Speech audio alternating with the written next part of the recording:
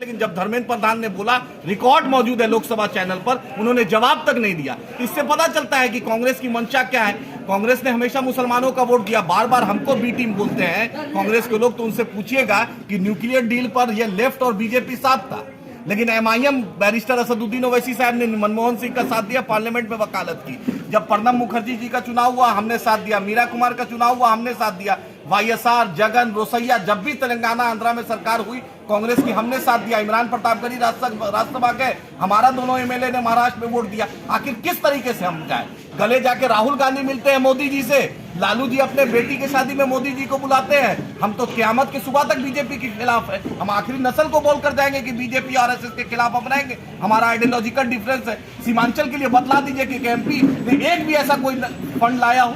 आप जाकर देखिए, हैदराबाद पूरे हिंदुस्तान में मॉडल कंस्टिट्यूएंसी बना हुआ है। आप बतलाइए कि आपने क्या किया है। आखिर किशनगंज के लिए एएमयू का पोस्टर के अलावा बतला दीजिए कि उन्होंने क्या किया। और जिस तरीके से काले में दिन को उन्होंने बोला, इससे समझ में आता है कि नहीं होता है विनाश काले विपरीत बुद्धि। मुझे तो वही लगता है अहंकार सर चढ़कर बोल रहा है। अवाम भी इंशाअल्लाह ताला फिरौन और नमरूद को नहीं छोड़ा, उस अहंकार को भी इनका उसी के सोबत में लगता बैठते हैं दिल्ली में, क्योंकि कांग्रेस पार्टी का वही वो स्टैंड है।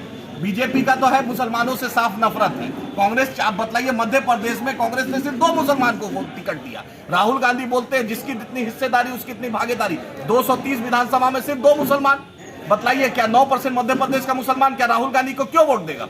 आप बताइए, छत्तीसगढ़ में सिर्फ 1 मुसलमान को, तेलंगाना में आप 4 मुसलमान को दे रहे हैं, मिजोरम में तो हम है ही नहीं है। तो आप बताइए हम आपको क्यों वोट देते जाए? क्या मुसलमान सिर्फ राहुल गांधी अमेठी चुनाव हार गए, वायनाड में मुसलमानों ने जिताया, रायबरेली में इनकी अम्मा को जिताया। 186 सीट लोकसभा में कांग्रेस और बीजेपी में फाइट होता है, सिर्फ 16 सीट जीतते हैं, 171 सीट बीजेपी जीतती है। हम 3 सीट लड़े थे यहाँ पर पूरे लोकसभा में, 3 में हमने बीजेपी के 6 बार के एमपी को, शिवसेना के एमपी को हराया, बैरिस्टर साहब ने हराया, और यहाँ भी बीजेपी नहीं जीती। हमारा सबूत आपके सामने है। हैदराबाद में बीजेपी 5 सीट से ज्यादा नहीं बढ़ पाएगी।